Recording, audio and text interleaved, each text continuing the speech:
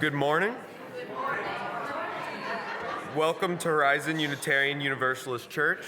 My name is Wyatt Simmons. My pronouns are he, him, his, and I'm serving as your worship associate this morning.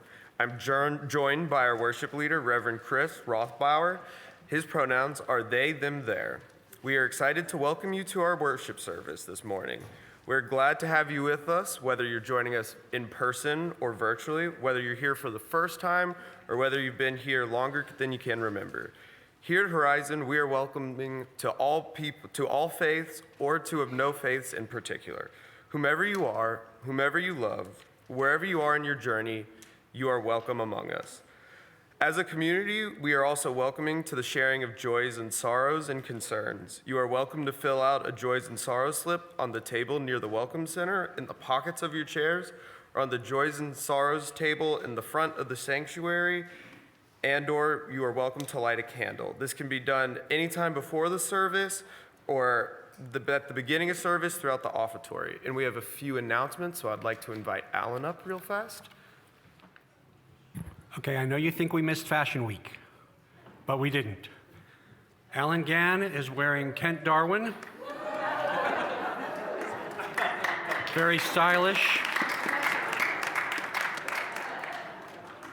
You can register to get your shirt out in the lobby. There's also a link on the Breeze app. Please get your shirts. Everybody can look great, and we can all spread the word. Secondly, the auction is open for bidding. There's a QR code on the bulletin board out there, as well as the name of the website. It should have been in the newsletter, but for once I did not read it. I almost always read it. I know, I'm very bad. But thank you very much. There is still time to add items if you want to offer something. I know there will be some more added this afternoon. So bid and buy shirts, and have a great week. Always fun to follow Alan. With the building committee this Thursday, looking for a few volunteers. We're going to be cleaning the inside of the windows in the church, inside, and we'll have the equipment and stuff, rags and cleaner and all of that. So if a few people would like to volunteer Thursday, we're doing that starting at 10 o'clock Thursday morning. Our call to worship this morning is from David Breeden. We gather into this circle. We gather now into the circle of care to dream, to envision, to embody and achieve the compassion we dream, the justice we envision, the dignity of each in an ever-growing circle of love and justice. Right. Our chalice lighting this morning is from Scott Taylor. May this flame cast its light forward to better days, reminding us that the future is not simply a place we are going, but are creating. The path of new possibilities will not be found but made. Justice we long for does not sit at the end of an inevitable arc. It lies in the bending that is ours to do. A new world is waiting to be built, friends. May our time together light the way. Now please join me in saying our affirmation, which is printed on the back of the order of service or projected on the screen. Love is the doctrine of our church. The quest for truth is its sacrament, and service is its prayer. To dwell together in peace, to seek knowledge and freedom, to serve humanity in harmony with the earth, thus we covenant together. Now I invite you to rise in body or in spirit and join in singing hymn number 113 in the gray hymnal, Where is Our Holy Church?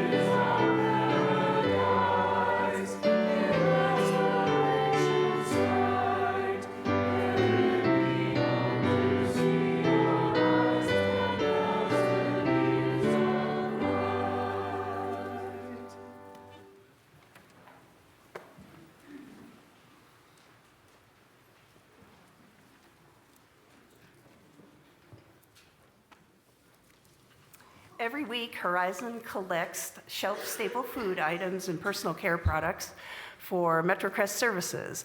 I would like to invite the young and the young at heart for a discussion down in the front, and would you please pass your donations to them as they pass by, and put them right in this basket.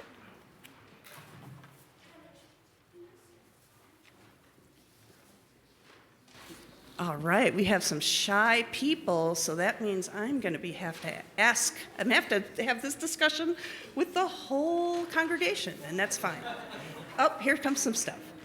Well, while our folks are coming down, I want to say that today the grown-ups are going to be talking about equality, and during our Time for All Ages, we're going to call that fairness today. And thank you so much for all the donations. Did you see that?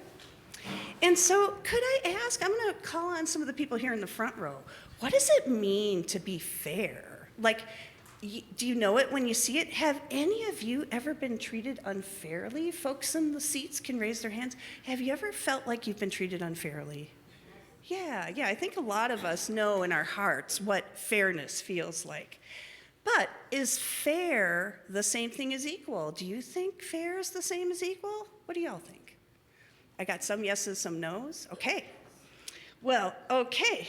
To help us see for ourselves if fair and equal are the same thing, we're going to be using these cookies up here. Do I have your attention now? Yeah. Yeah, me too. So, okay, we're going to take our two folks over here. Okay?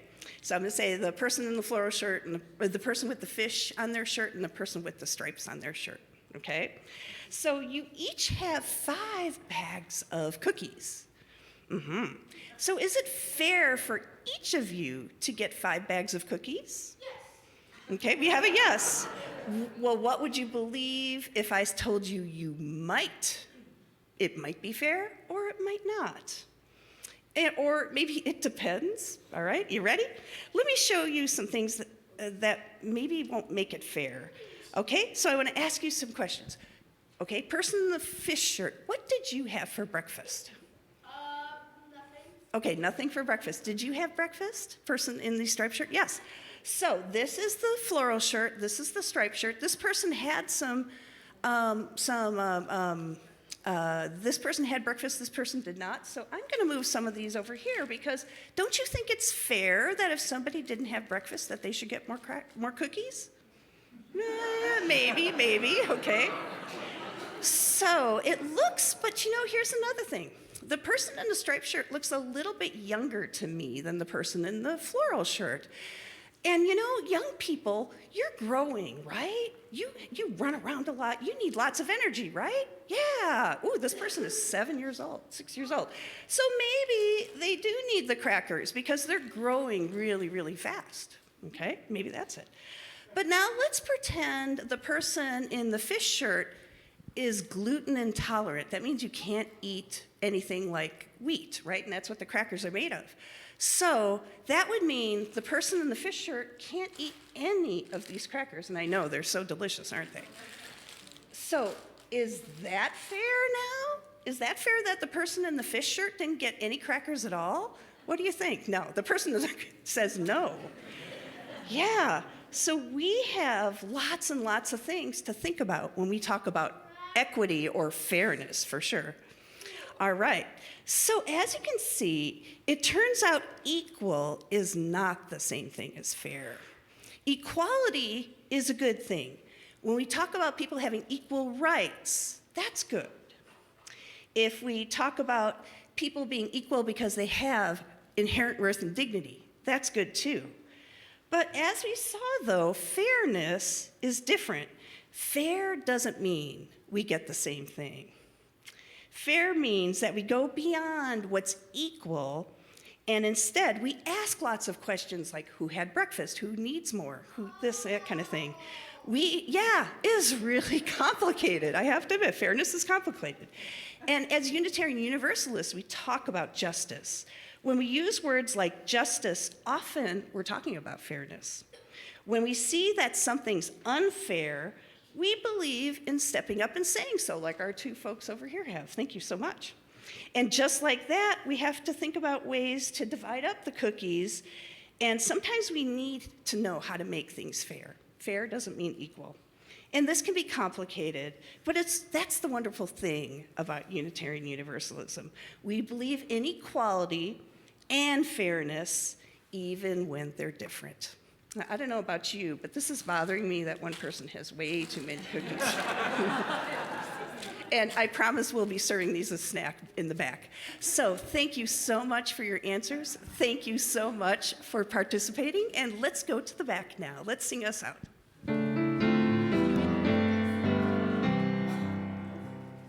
A religious community is like a river formed from many streams of our lives that meet and merge and flow into the sea.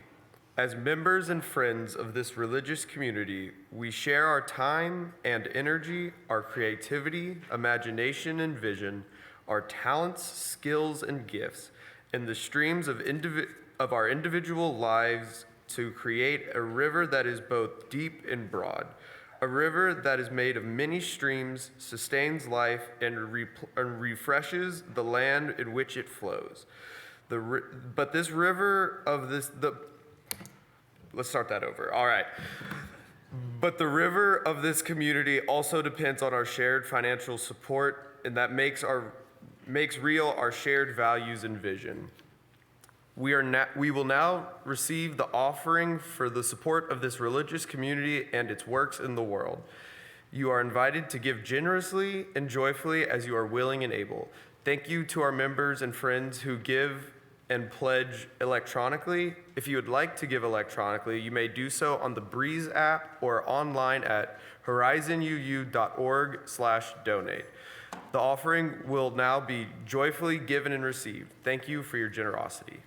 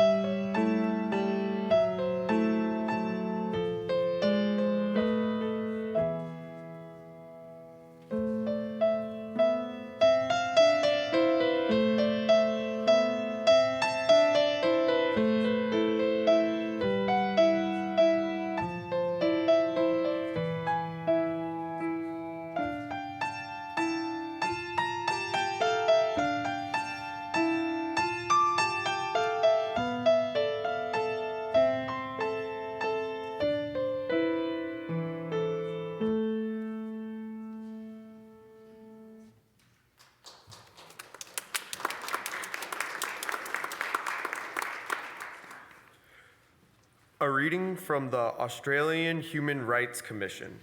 Article 1.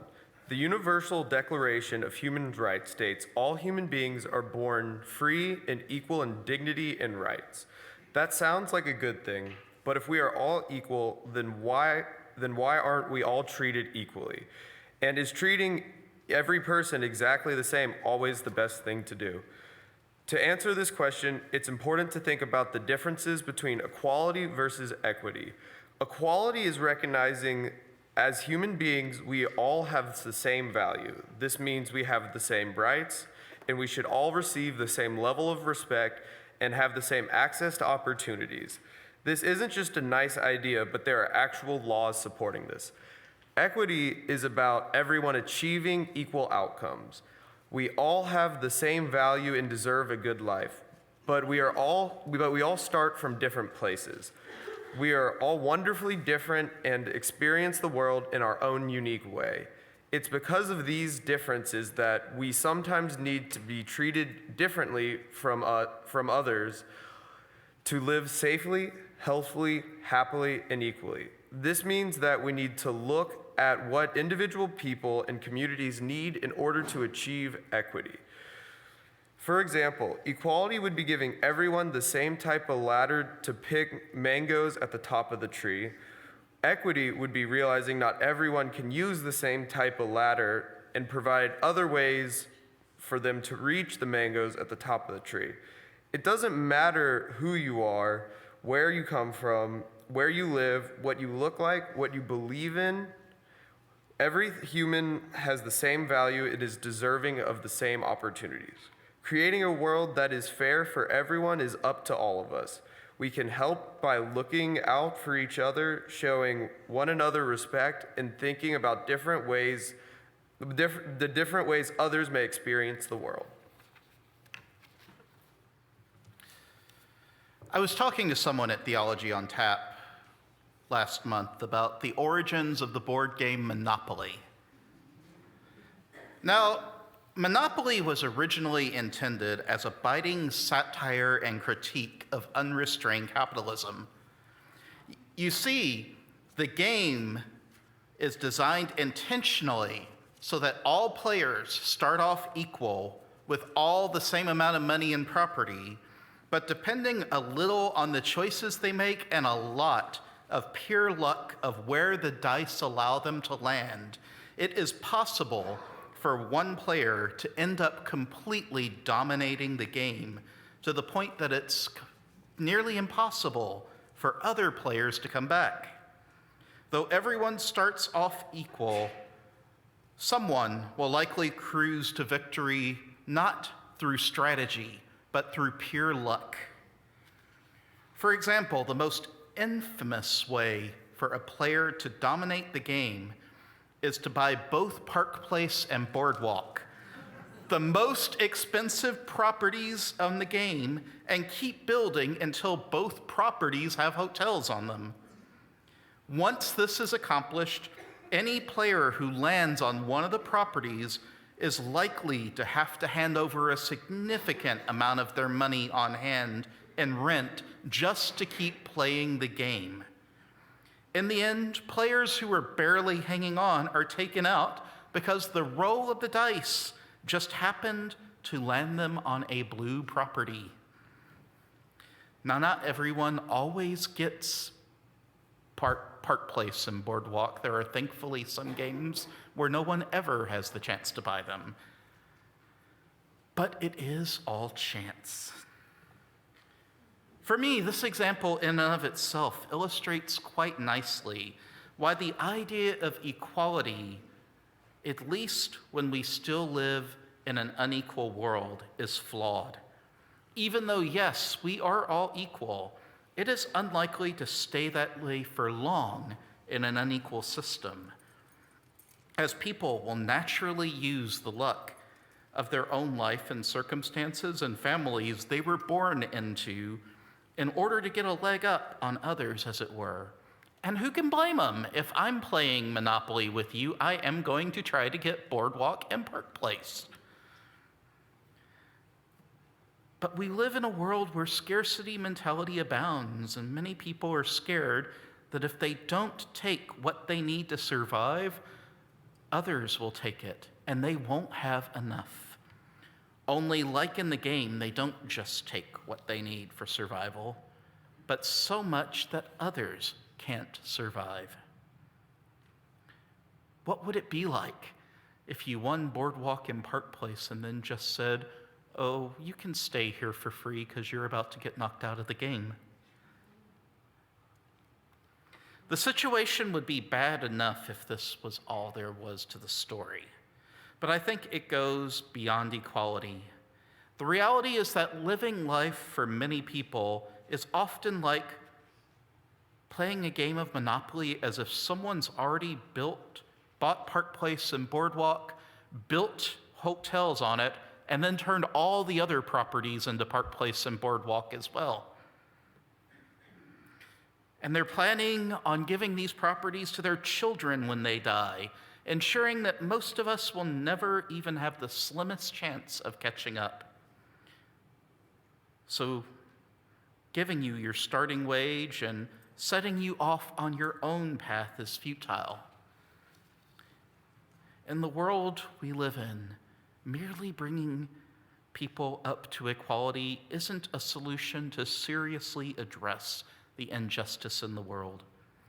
After centuries of systemic oppression against Black, Indigenous people of color, women, poor people, disabled people, and LGBTQIA+ people, among others, simply passing laws declaring us equal is not enough in most cases to bring us to a real state of equality, except for those people who may be privileged in one area but marginalized in another. Think Clarence Thomas. No, simply calling a whoopsie-daisy on systematic inequality isn't going to change a lot for most people. Now, there's a popular picture that's occasionally spread through social justice circles that illustrates this nicely. Currently, as on the left, some people have to struggle just to see the baseball game over the fence, while others have a huge step up. Now, if we hope to remove the barriers of systemic oppression, one way is to start by enacting policies of equity that don't just distribute the resources we all need fairly, but recognize that everyone has different needs. As in this meme, some people may be shorter than others and require a boost to see over the fence. This is a Band-Aid, yes, but it's one way to help people get what they need by working through our justice movements to get the fence removed entirely, as in the liberation picture. Because in the end, maybe what we shouldn't need are more stepping stools, but less fences. For me, this has been one of the blessings of working with the disabled justice community, where due to the nature of different sorts of disabilities, people have very different needs that need to be addressed. A person in a wheelchair or scooter, for example, has very different needs from someone whose primary disability is sleep apnea. Putting in a wheelchair ramp is great for our friend in a wheelchair, but it's not going to do anything to help our friend with sleep disability stay awake, even as their body is refusing to allow them to get enough sleep to function. The disability justice community say what we need to get used to asking people is what they need to feel included in a space, and trusting them to name the things that would help them with their belonging. Now, what would it look like if we were willing to listen, really listen to what people tell us they need in order to be successful?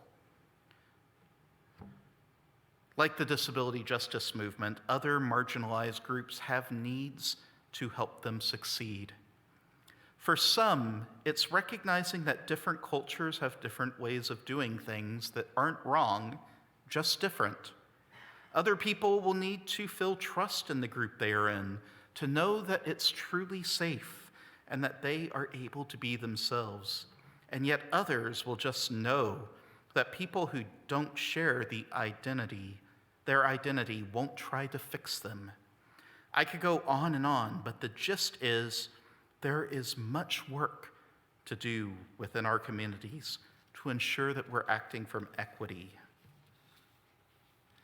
At this year's General Assembly, you may have heard, delegates will have the opportunity to decide whether equity should be one of the shared values of our association, enshrined in the Unitarian Universalist Association's bylaws. There's an argument to be made that equity isn't enough, that we need more, as in our picture. But yet, in the present, it's much more than most of us are currently doing. Maybe, just maybe, if we're willing to do the work to create not just a more equal, but a more equitable world, when the UUA examines our bylaws again in another 15 years, It will be time to replace equity with liberation.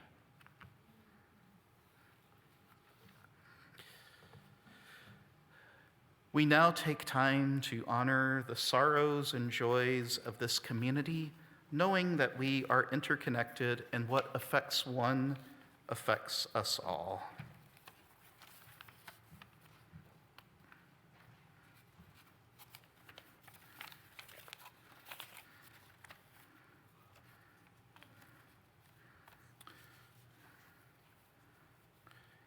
A joy from Spitfire, thanks for this congregation for making me feel at home.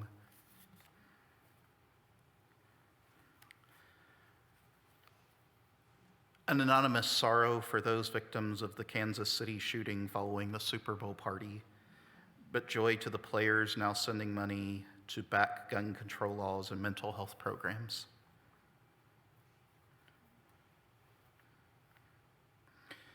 A sorrow from Lisa Casto, her childhood classmate, Brad Horton, and family friend is being taken off life support tomorrow. Please hold his family in your hearts.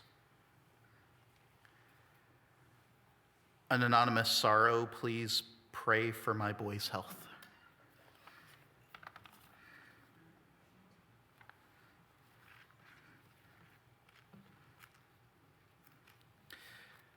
And we light one more candle this morning to honor all the joys and sorrows which have gone unspoken and reside only in our hearts.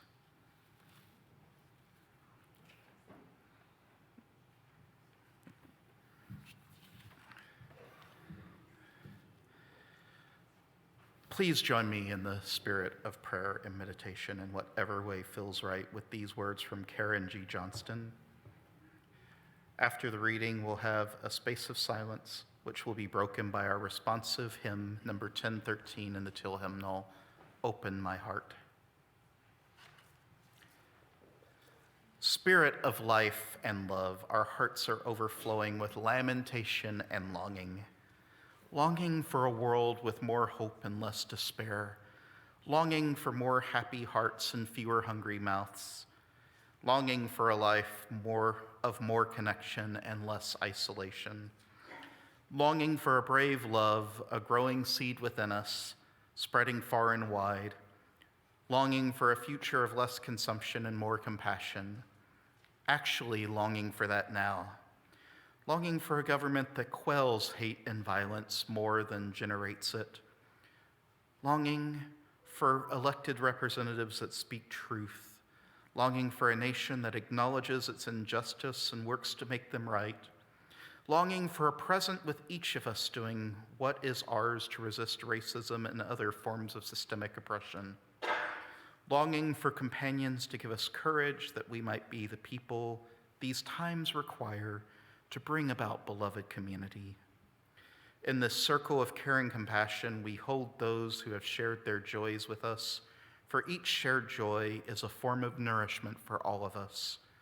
In this circle of caring compassion, we faithfully witness those who have shared their sorrows with us, for each shared sorrow touches our hearts, and we accept the call to lighten the burden of our friend.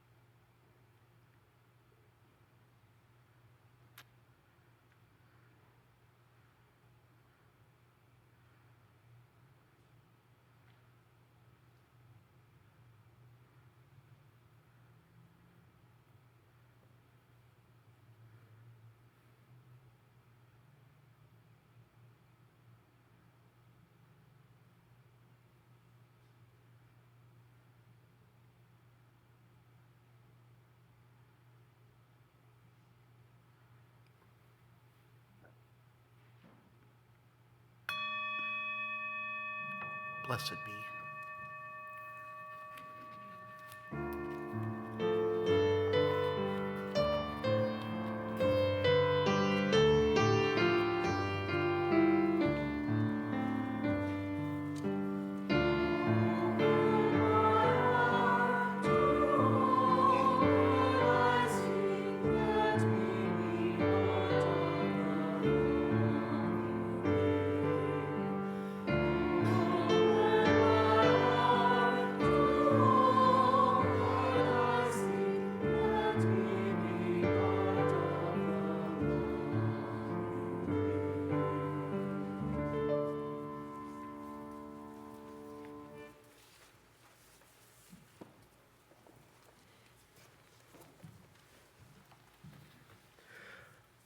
A reading from Shannon Lang.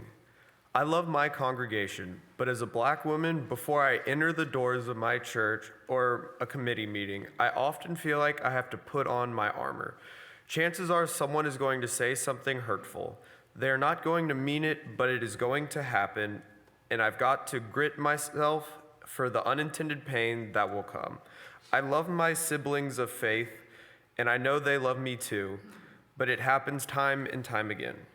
5 people of color are seen in a line holding hands and arms crossed as a sign of solidarity.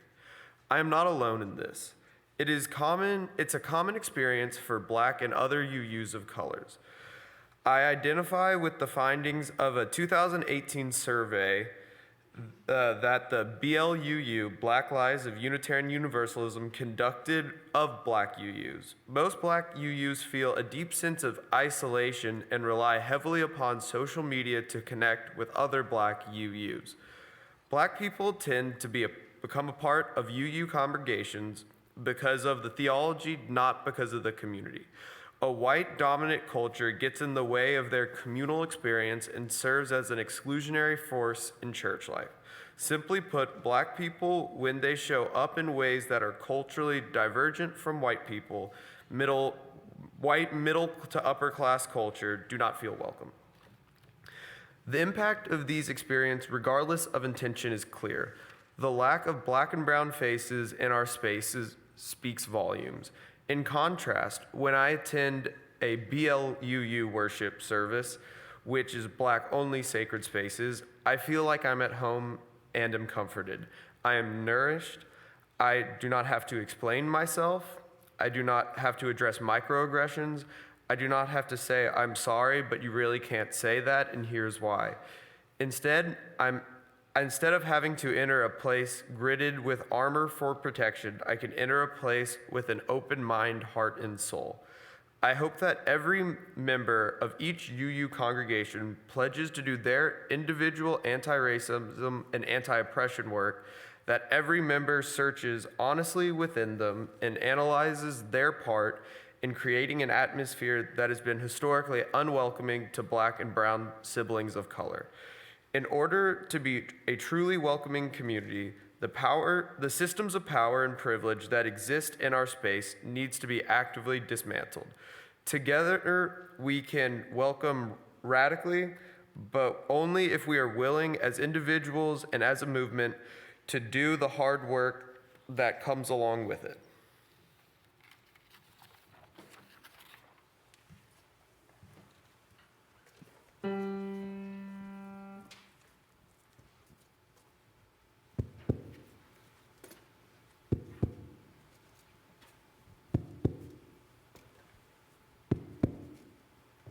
Be the change you want to see in the world. Be the change you want to see in the world. Be the change you want to see in the world.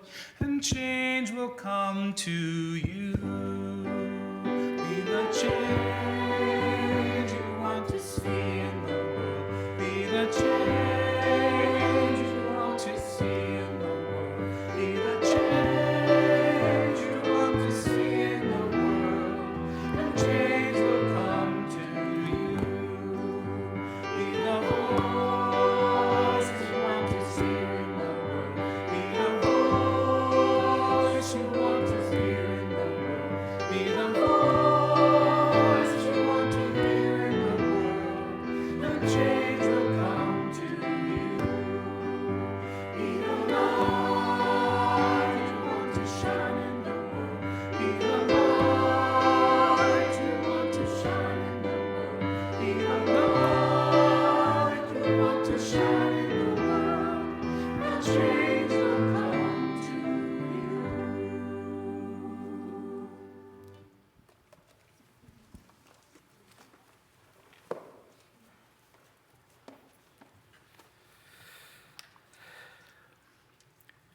Now, I recognize the situation is infinitely more complicated than what I've talked about this morning. Many times, the accommodations that would help people feel like they belong aren't mere technical fixes, like wheelchair ramps or scent-free zones. So often, the reason there isn't an equitable situation in the world is because, as our illustration showed this morning, there's a wall up. And no matter how many boxes we gather to step onto, the fence is just too tall to be able to see over. Let me give you an example. Marriage equality was largely hailed as a victory for the LGBTQIA+ community. And don't get me wrong, it's a huge step forward, and it's allowed thousands of same-sex couples to have their relationships affirmed in the eyes of the law. And for many, it was an affirmation that they were fully seen as worthy of dignity. I don't want to take away from those feelings. For anyone who felt affirmed by the Supreme Court decision, because if there is a state institution of marriage, then yes, it should be open to all, regardless of the gender of their partner. But it was a Supreme Court decision that also made a few people's lives more difficult. Because while it's a step forward in recognizing the dignity of queer and trans people, it didn't erase the systemic issues inherent in our system of marriage.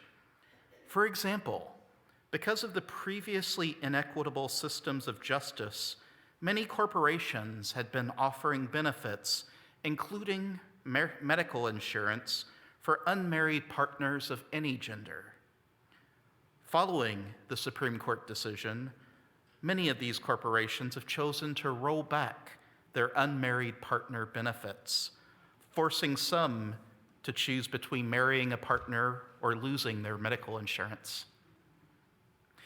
Even worse, many disabled people have had to choose between the benefits of state marriage and receiving state disability insurance assistance. For many who are chronically or underemployed because of their ability to maintain a 40-hour-a-week job in our current system, they have had to decide not to marry because the government might decide they're no longer worthy of assistance because of their partner's income, even if said income isn't enough to maintain a standard of living for two people, especially when one of them has chronic health problems. Now, the easy response, some people, maybe even some of you would have to these objections, is that we need to look at these issues and make them more equitable through reforms such as health care for all, more accommodations, and a more equitable safety net for those with disabilities. To this, I would say, of course. And as soon as possible, in fact. But they're really indicative of the problem with simply reforming the current system. It's like playing whack-a-mole. Every time we think we've taken a step forward towards more equity, there will be a need to take even more steps forward towards more reform. This is why I don't think equity can be our ultimate goal, though it can help things be less painful for some in the long term. In the revisions to the Article 2 values, the Unitarian Universalist Association's Article 2 Commission describes it this way: we declare that every person has the right to flourish with inherent dignity and worthiness. We covenant to use our time, wisdom, and attention and money to build and sustain fully accessible and inclusive communities. I believe, in line with our image, this will lead not just to an equitable world, but to a world liberated, more liberated at least, from systems that oppress, where everyone has the ability to flourish without the need to stand on those darn boxes. This is only a pipe dream right now, very utopian of me to say. To this I agree. But maybe we need to be a little utopian at times. I dream that in the future we can build a world of mutual aid where everyone's needs are taken into account, where one-size-fits-all answers are not the norm, where everyone has the ability to flourish without regards to their race or ethnicity or gender or sexuality or ability to work, or without having access to health insurance through their work or their partner, among the many systems I want to disrupt. This starts by asking who's left behind by our well-intentioned programs and reforms.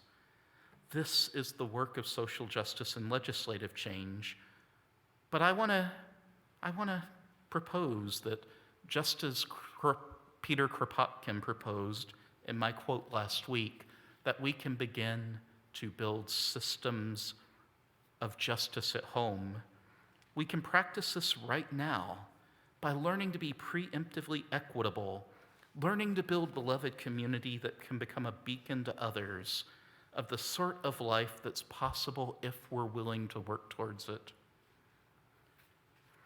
For example, some easy ways are to start by sharing our pronouns if we feel comfortable, especially those who are cisgender and want to make it clear that they are a safe person. Preemptively asking others about their pronouns and using them, and not only asking people what their accessibility needs are, but learning about common needs and working to implement them before anyone even needs to ask.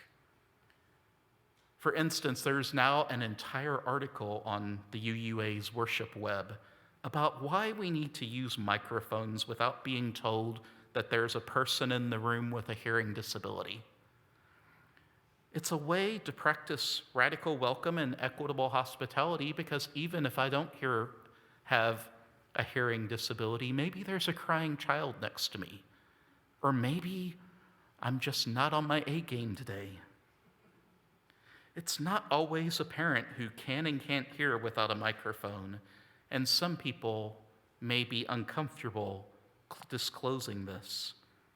Even if you think you have the loudest voice in the world, using a microphone is a silent recognition that you don't know whether everyone can hear you or not, and you want to make things more equitable.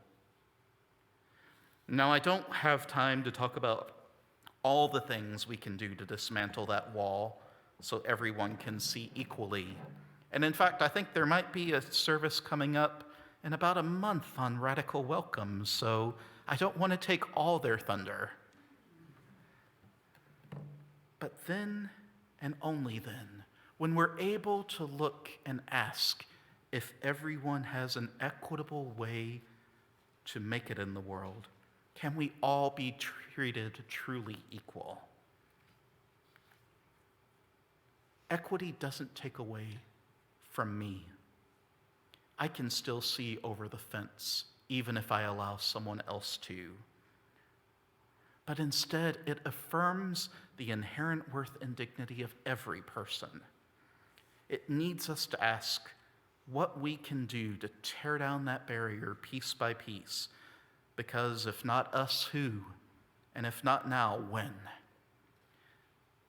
True liberation has been long overdue in this country, and I believe we, as Unitarian Universalists, are some of the people who care so much that we will make it a reality. May it be so.